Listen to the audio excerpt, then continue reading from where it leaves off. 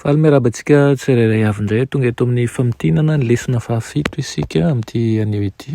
Fotoan'Andriamanitra isika fa mbola nomeny zavatsoa nandritra ny herinandro iny. Inoana fa nitombo ny fahalalanao ny amin'ny zava-misy ihany koa ny amin'izao fiainana izao. Alohan'ny derantsika ny amin'ny famtinana ny lesona dia hivavaka isika. Anay tsara indresandanitro mbola velom-pisaranao izahay no ny amin'ny fitahiana sy ny fitantananao anay. So tsara eo satria nomenao zavatsoa izahay.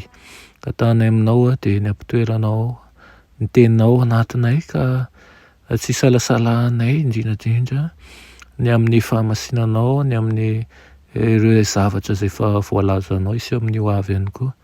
Ka izany no hahatonga anay ho vonona ny amin'ny fiavianao. Anaran'i Jesosy, amen. Lohaten'ny lesonantsika moa dia manao hoe entan'ny fanantenana. Ny tsy anjery dia amin'ny Isaia 30:7 manao hoe ary ho lazaina amin'izany andro izany hoe indro Andriamantsika izay nandasantsika hamonjy antsika, indro Jehova izay nandasantsika koa dia aoka ho faly sy ho ravoravo amin'ny famonjena isika.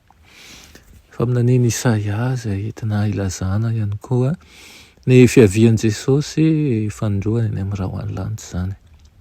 Rehefa naseho manko ireo toe-javatra ara-paminaniana dia nanomboka nandalina sy nitory momba ny fiavian'i Jesosy fandroany tsy ho ela ny olona manerana an'izao tontolo izao. Nisan'ireny Johann Albert Beigel tany Allemagne, eo ihany koa Manuel Lacunza tany Chili, William Miller tany Amerika Avaratra, Joseph Wolf izay nitondra ny hafatra tany Afrika sy Egypta, tany Azia, Palestina, iny faritsy ny Inde rehetra iny. Izy ireo sy ny hafa izay nanoratra teo aloha dia samy tonga tamin'ny tsoakevitra mitovy dia ny hoe hiverina any amin'ny tapaky ny taonjato fahasivy amby folo izy Jesosy. Dia raha mahakasika ny fiavian'i Jesosy fandroany izay no jerentsika dia nisy fanantenana maharitra manko tao anatin'izany. Hatramin'ny nampanantenan'i Jesosy fa hiverina indray izy ilay eo amin'ny Jaona dia izany no fanantenan'ny mpino rehetra manjaka androany. Hita taratra ao amin'ny fanekepinoan'ny Eglizy Katolika Romanina sy ny Eglizy Ortodoksa manko izany fanantenana izany. Ampianarin'ny fiangonana Anglikanina ihany koa izany, ary izany no nampianarin'ny Lutera sy Calvin ary ireo mpanavao fivavahana hafa. Inona ary no mahatonga ny fiavian'i Jesosy fanonjoa no toe-javatra izay tena handrindraina fantatra. Voalohany dia manambara fa tapitra hatreo ilay aretina sy ny fijaliana ary ny fahafatesana izay misy eto amintsika amin'izao fotoana izao. Faharoa midika ihany koa izany fa foana ny fahantsana, foana ny tsirarany sy ny fampahoriana rehetra izay mety ho hitantsika amin'ny toe-javatra rehetra. Ary izany ihany koa no vanim-potoana na ny fotoana izay mamarana ny adilahy sy ny fifandirana ary ny tolona. Manokatra ny varavarana no amin'ny tontolo feno fiadanana sy fahasambarana ary fiarahamonina maharitra mandrakizay ihany koa amin'Andriamanitra. Izany hoe zavatra tsara avokoa no ahitana an'izany vita hatreo ny zavatra mamparary ny fo sy ny mampitomany rehetra. Ahoana no fomba hiverenan'i Jesosy? Ny ten'Andriamanitra moa Matio dia milaza fa tahaka ny elatra avy any antsinanana hoy izy ka hita tany andrefana dia ho tahaka an'izany fiavian'i Jesosy. Nandritra ny taonjato fahasivy amby folo dia nanova ny fotom-pinoana momba ny fiavian'i Kristy fanondroany ny protestanta tamin'ny fampianarana fa ho avy hametraka fanjakana eto an-tany Jesosy izay isian'ny fiadana mandritra ny arivo taona hoy izy, na koa isy fotoana izay hanjakan'ny fiadana mandritra ny arivo taona mialohan'ny fiavian'ny fanondroany. Saingy ireo mpanavao fivavahana dia nampianatra fa ny arivo taona dia hialohavan'ny fiavian'ny fanondroany. Ary izany no dia ho ara-bakiteny eny ahafaingana hoy izy ny Apokalipsy.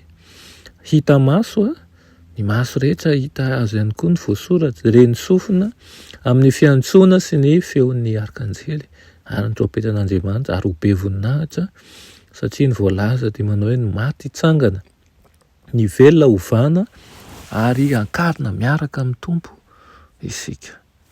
Resaka mahakasika William Miller isika tao anatin'ireo anisan'ny mpanavao fivavahana vao Amerika. nanapa-kevitra ny hanao ny baiboly ho mpandika azy ihany William Miller araka ny voalazan'ny Isaia. Nanomboka tamin'ny Genesis dia nandinika ny andiny tsirairay ao amin'ny baiboly izy, ary rehefa tsy mazava ny heviny dia nitady vahaolana atao amin'ny andininy hafa izy.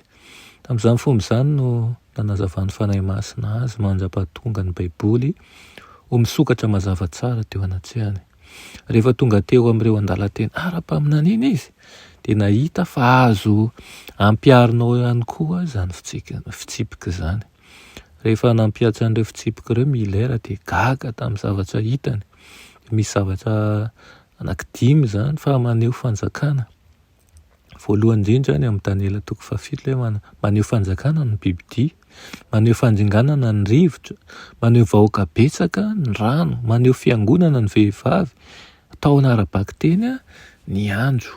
Izany hoe ireo sary izay entina ilazan'ireo faminaniana rehetra dia ao ihany koa ao amin'ny teny Andriamanitra ihany koa manome ny valiny ary tena hafaliana no nahitany William Miller an'izay antony izay.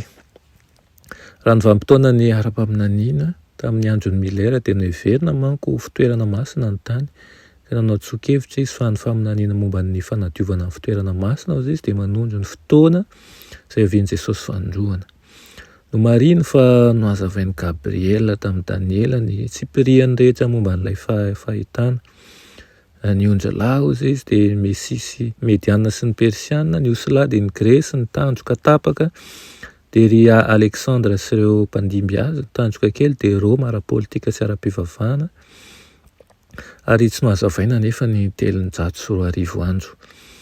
Taona maro taty aoriana dia nirahina indray Gabriela nazava an'izany tamin'ny Daniela. Nohazavainy fa hisy fenim-potoana iray na fotoana voatendry izay hanomboka amin'ny ivoan'ny didy hanavaozana sy hanamboarana ny Jerosalema. Raha hitan'ny Miller zany filaran'izany dia ho hitany ihany koa ny fiandohan'ilay 710 andro na 710 taona.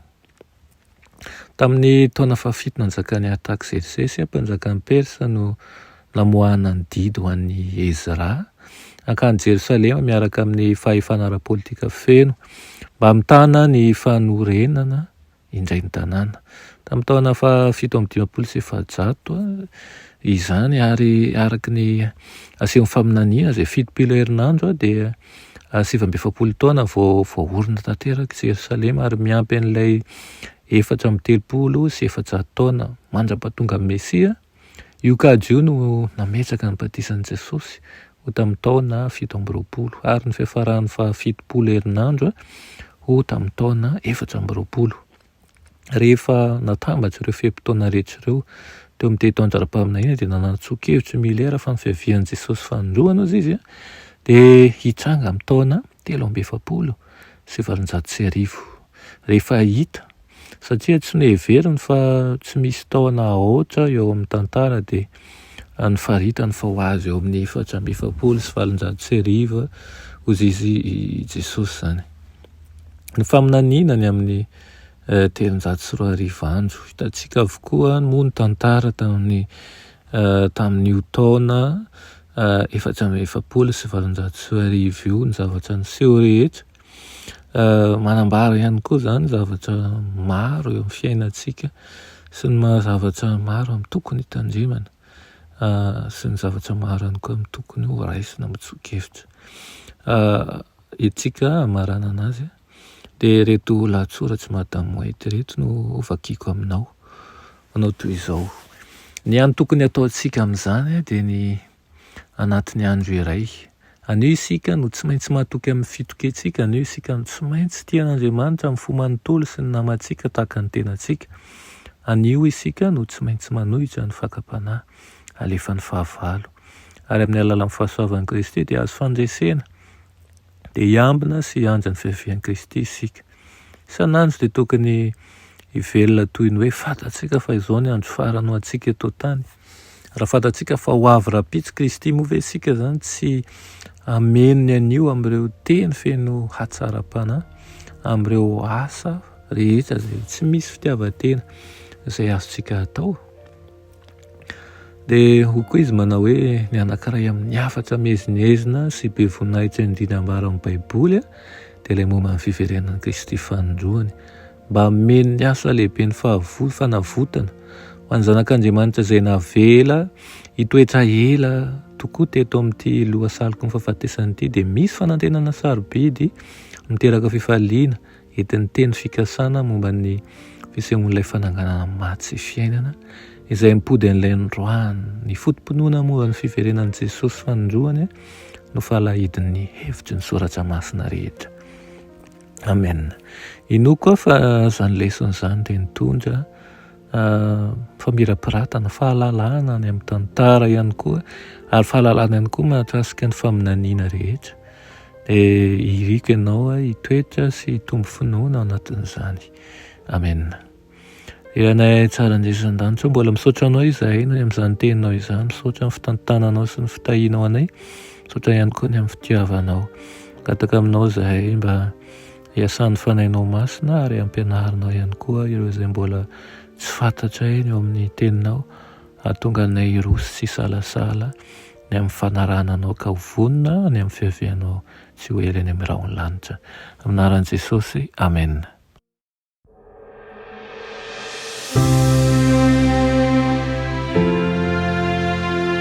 Mianatra eo an-tongotry Jesosy isan'andro.